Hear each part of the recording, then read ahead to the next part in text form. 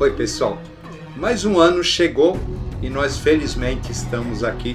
Eu digo felizmente porque muitos não conseguiram chegar até aqui. E só por esse motivo então da gente estar tendo essa oportunidade, desse novo raiar, desse novo momento para a humanidade, etc., já é um motivo da gente se sentir feliz. Já que se a gente está por aqui, significa que nós ainda temos muito o que aprender. O que acaba acontecendo, porém, será que esse ano novo realmente ele existe? Ou ele seria apenas uma mera convenção?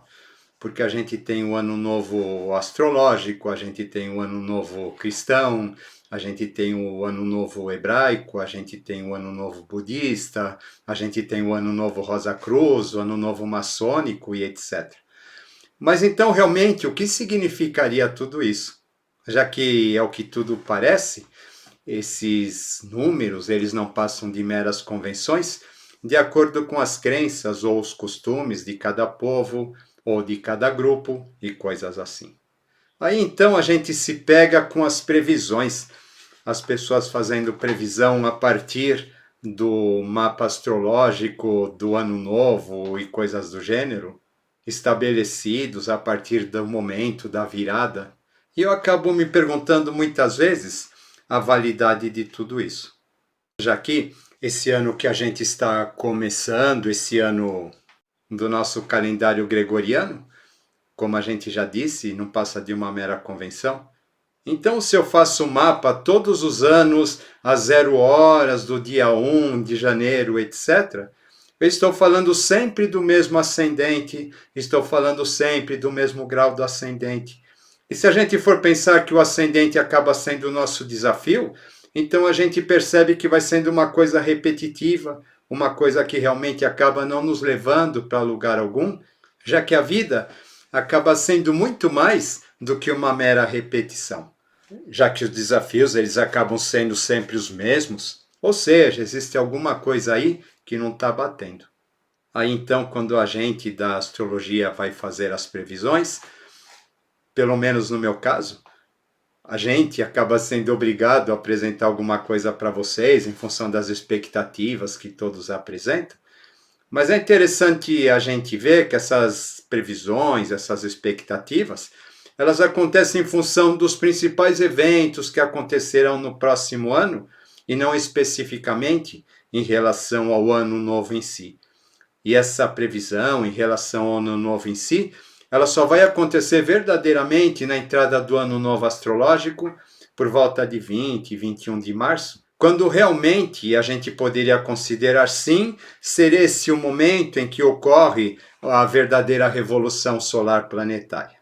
Já que a cada ano, então, isso vai acontecer num horário diferente, às vezes em dias diferentes. E o que acaba acontecendo, então, é que esse mapa estabelecido a partir dessa efeméride acaba, sim, nos apontando as novas e verdadeiras diretrizes que estarão relacionados àquele novo ano, àquele novo período.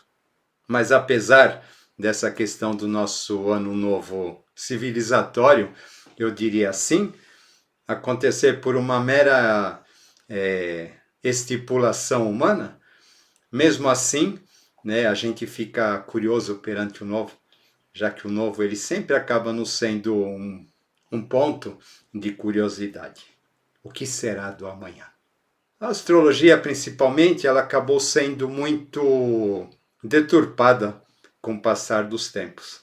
Ela vai aparecer para nós como uma mera curiosidade de horóscopo semanal, de jornal, ou de revista de fotonovela, ou de programas de rádio, quando nos anos 60 vai aparecer um tal de Omar Cardoso e vai acabar trazendo essa questão astrológica mais pro nível de conhecimento popular. Mas as coisas elas acabam sendo muito vagas. Então, o horóscopo da semana para o signo de Áries, de Touro, de Gêmeos, etc. Ou seja, né, como se a gente fosse apenas um signo, como se todo mundo do signo de Áries tivesse aquele comportamento, tivesse aquele destino, ou de Gêmeos, de Câncer e assim por diante. Mas, na verdade, eles acabam não levando em consideração que nós somos uma série de fatores e não apenas um signo. Já que existem muitos aspectos no nosso mapa que acabam nos apontando para isso. Curiosamente, aqui na minha experiência dos atendimentos, às vezes a gente pega uma pessoa do signo de Peixes e, na verdade, todos os desafios dela estão em Escorpião. Por quê?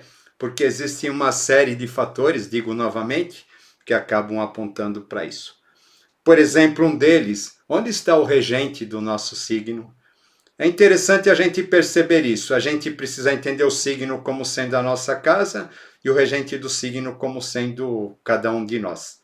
Ou seja, quando nós estamos na nossa casa, nós determinamos as regras, as leis, os costumes, os hábitos, a decoração e assim por diante.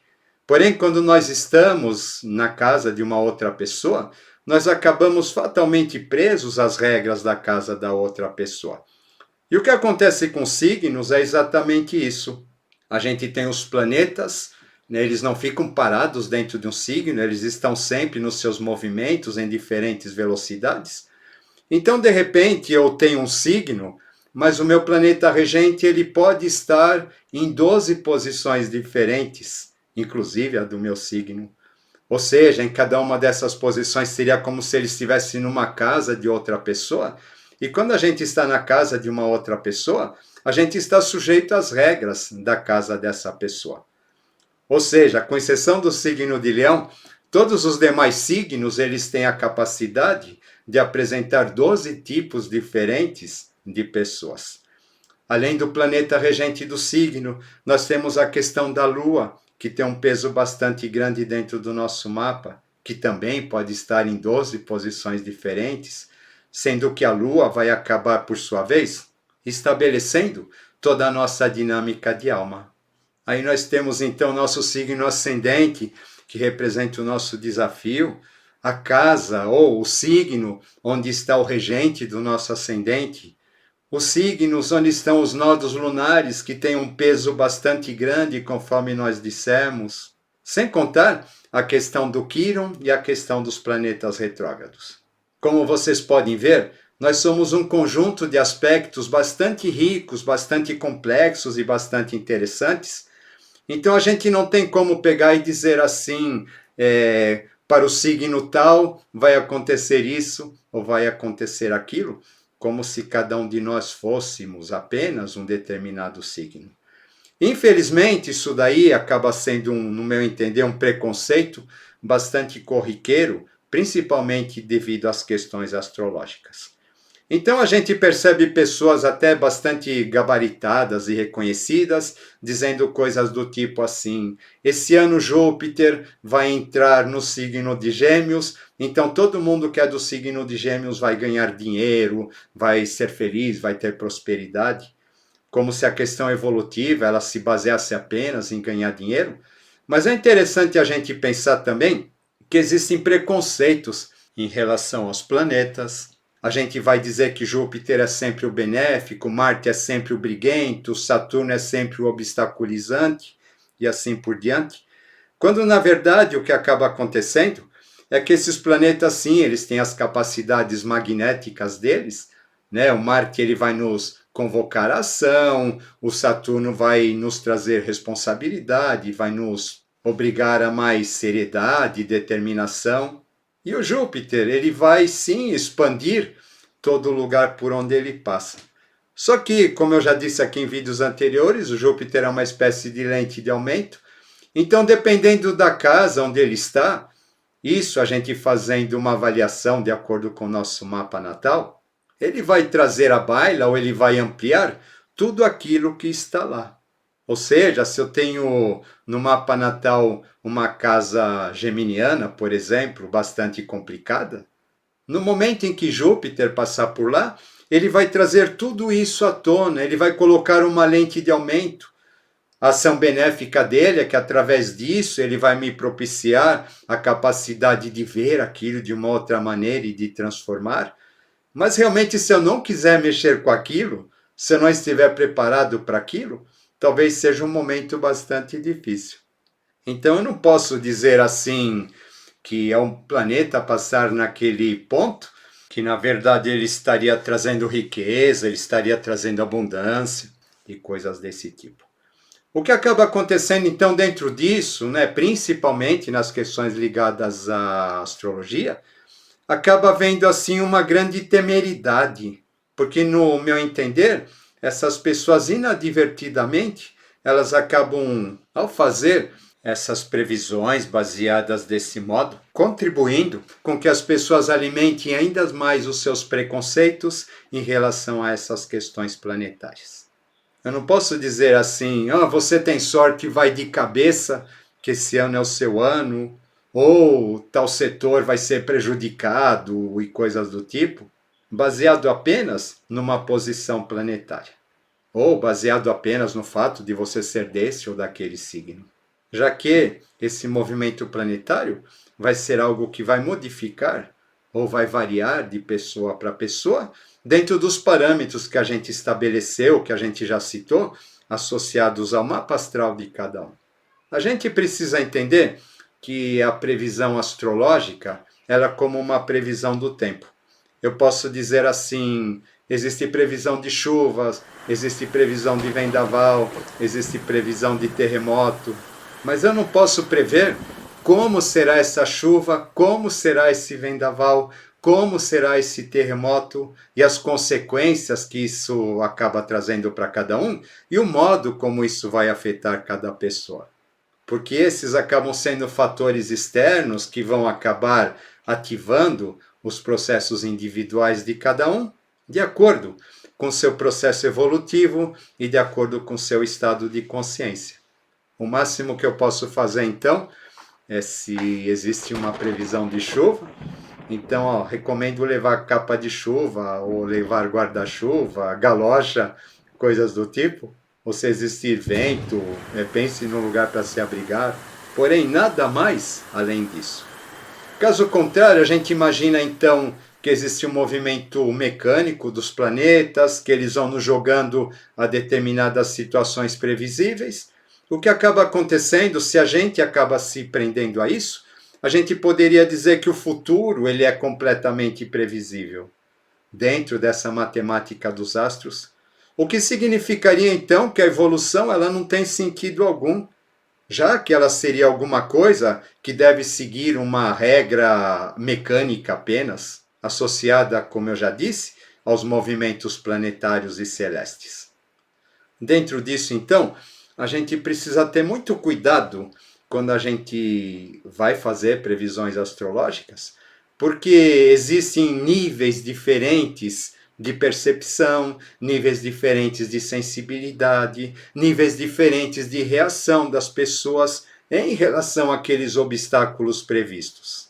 Ou seja, aquilo que para uma pessoa pode ser algo bom, para outra pode não ser, porque tudo vai depender da predisposição que essa pessoa tem em encarar os desafios, em crescer, em progredir e em evoluir.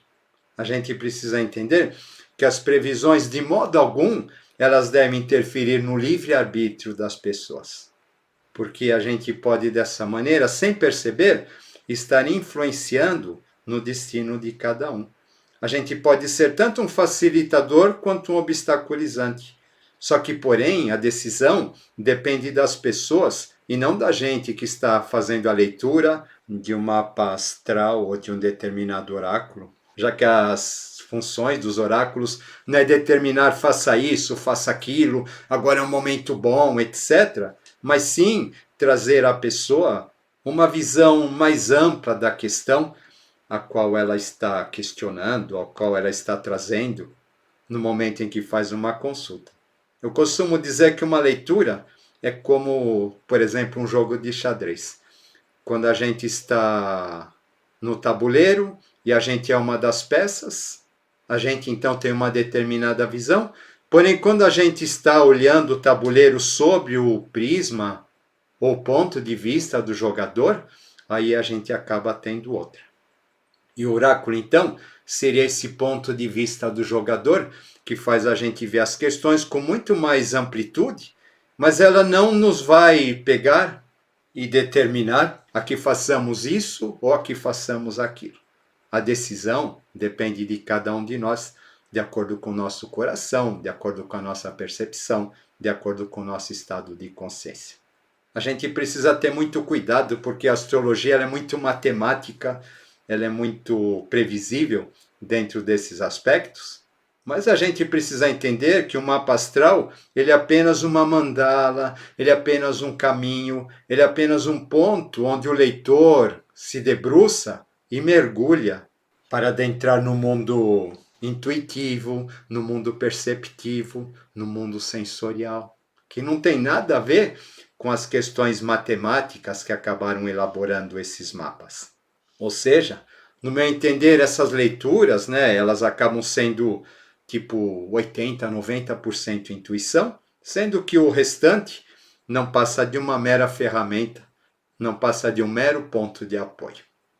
E aí nesse ponto, sim, quando o leitor ele acaba sendo muito categórico dentro das previsões, ele pode sim estar interferindo no karma da outra pessoa e por conta disso acabar sofrendo as consequências.